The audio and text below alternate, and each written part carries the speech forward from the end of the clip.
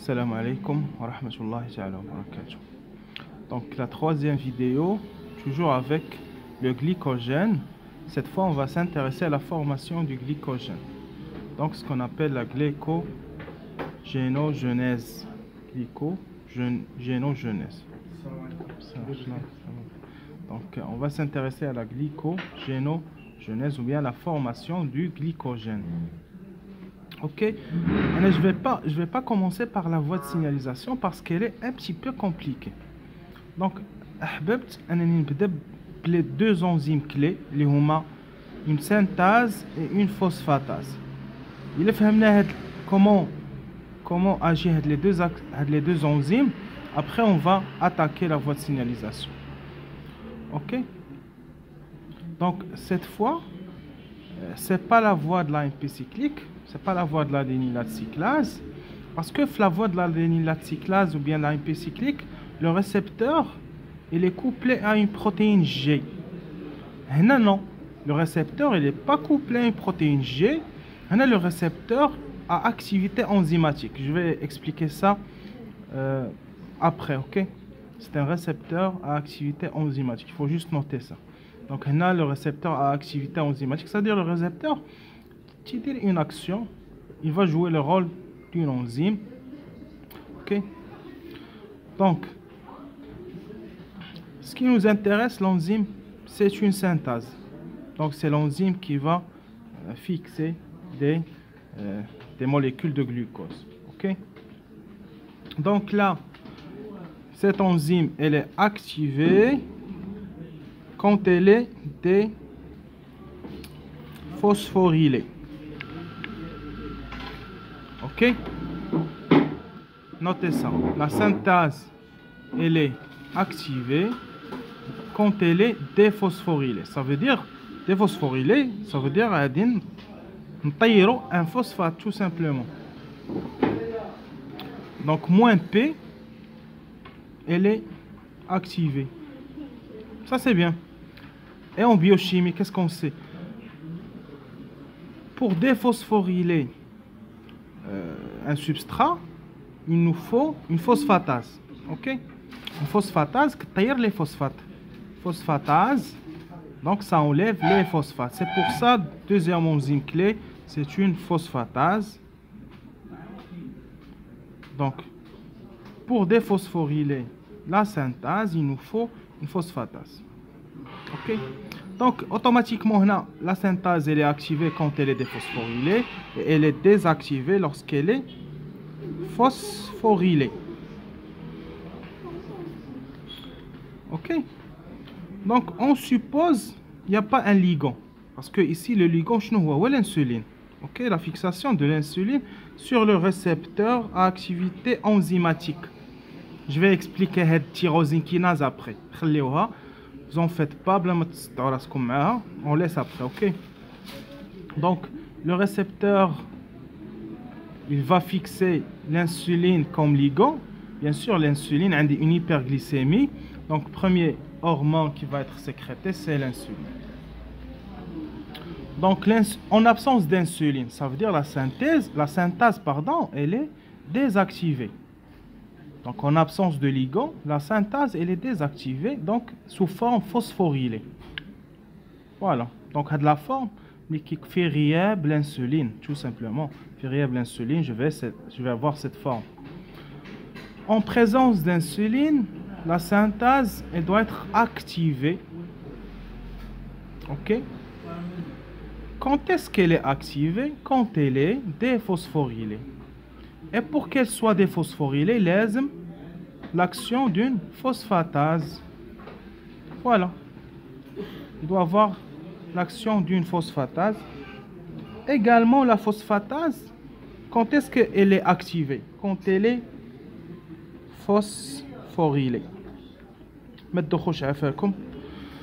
Donc, la phosphatase, elle est activée quand elle est phosphorylée.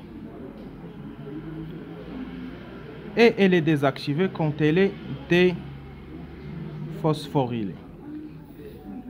Ça, ce sont les clés de la voie. Les deux trucs. Donc, on suppose une fixation d'insuline sur le récepteur. À la fin de la voie, je vais avoir une synthase qui est déphosphorylée activée avec une phosphatase phosphorylée. Donc pour activer la synthase, je dois activer la phosphatase. Donc pour activer la synthase, je dois activer la phosphatase parce que c'est la phosphatase qui va assurer cette déphosphorylation. Donc il est dans l'ordre chronologique. Je vais avoir une synthase qui est activée. Mais avant, je dois avoir une phosphatase. Phosphatase, bien sûr, qui est activée. Et la phosphatase, quand est-ce qu'elle est activée? Quand elle est phosphorylée. Et la synthase, elle est activée quand elle est déphosphorylée. Vous, pour votre voie, comme tu sais, la phosphatase, elle est activée pour que la synthase soit activée. Ok? Donc, on va dire de la voie de signalisation. C'est vrai, je compliqué, mais c'est bon. Vous n'avez pas le choix. Après, je vais vous passer les questions. Comment ça se passe à l'examen, ok? C'est bon, vous n'avez pas le choix. C'est bon, mais ok? Donc, on a de la voie. La voie n'est pas très compliquée. L'eau, là, c'est compliqué. Parce que là, c'est pas le récepteur, il n'est pas couplé à la protéine G. La structure de la protéine G, bien sûr, de la vidéo, après la vidéo, de glycogénolyse. Il y a une vidéo avant cette vidéo. Il faut la voir. Ne commencez pas par celle-là, sinon vous n'allez rien comprendre. L'insuline, il va se fixer au niveau d'un récepteur. On suppose que c'est le récepteur de l'insuline. Ok, on suppose ça c'est un récepteur d'insuline. Le récepteur, il n'est pas couplé à la protéine G. C'est un récepteur à activité enzymatique. Ça veut dire il y a une structure qui va jouer un rôle d'enzyme. Non, c'est la tyrosine kinase. Activité tyrosine kinase. Ça veut dire je vais avoir une activité kinasique au niveau de la tyrosine. Donc l'activité kinasique, non, c'est au niveau de la tyrosine. Tyrosine P. Tyrosine P, parce que à chaque fois, le récepteur, il va trouver des substrats tyrosine, il va faire la phosphorylation. Ok, le récepteur, il fait deux choses. Il va phosphoryler les tyrosines, des substrats ont tyrosine. Maintenant, de la sous-unité bêta, des tyrosine. Il va phosphoryler. Plus une autophosphorylation, auto-P. Deux actions. Une autophosphorylation et une phosphorylation des substrats avec la tyrosine. C'est le récepteur à activité tyrosine kinase. On suppose le récepteur à activité sérine kinase. C'est parce qu'il va phosphoryler au niveau d'un substrat qui contient sérine ou bien tréonine. C'est la même chose. Activité sérine, tréonine kinase, activité tyrosine kinase. Donc, l'insma activité tyrosine kinase veut dire tout simplement la première phosphorylation au niveau d'un résidu, tyrosine plus autophosphorylation. Donc, on dit phosphorylation de la tyrosine plus même l'unité هنا في الكور كاين IAS هذا le truc ما كاينش في الديابو عندكم. Donc, je vais avoir de la phosphorylation, même de la phosphorylation, et je vais avoir une cascade de phosphorylation. Une cascade de phosphorylation, ça veut dire je vais activer des molécules intracellulaires par phosphorylation. À chaque fois, je vais ajouter des phosphates. À chaque fois, je vais ajouter des phosphates. Ok? La voie va aboutir à quoi? À une phosphatase déphosphorylée.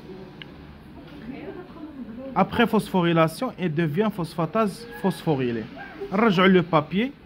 Un des phosphatases activées par phosphorylation. Phosphatase activée par phosphorylation, c'est ça. Donc j'ai une phosphatase phosphorylée qui est active une enzyme, donc مؤنث VE, phosphatase phosphorylée. et bien sûr la phosphatase phosphorylée. Après, نشوفوا هاد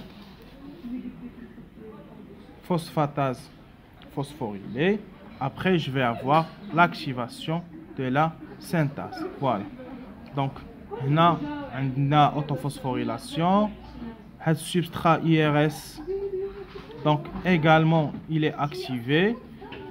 Et il y a une cascade de phosphorylation pour que la phosphatase soit activée. Voilà. Il y a des domaines SH2, BTP. Je ne sais pas si vous avez fait le cours. Je suis approfondi, ok. Donc voilà, donc je vais vous donner un petit résumé sur ce cours. Phosphorylation cascade dans la dernière étape est l'activation d'une protéine phosphatase insulinodépendante. Voilà. Donc voilà le cours. Donc c'est normal, vous ne comprenez pas les diapos parce que les diapos c'est pas un cours. Donc toujours il faut chercher un cours. L'insuline, donc c'est pas juste une hormone, c'est également un facteur de croissance.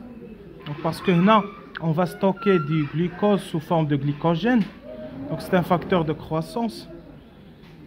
Voilà. Je sais, la partie elle est un petit peu compliquée, mais c'est pas grave. Il faut juste apprendre la synthase, comment elle est activée. Voilà. Et le plus important, c'est que le récepteur, c'est à activité tyrosine kinase. Donc c'est pas un récepteur couplé à une protéine G. Voilà, merci.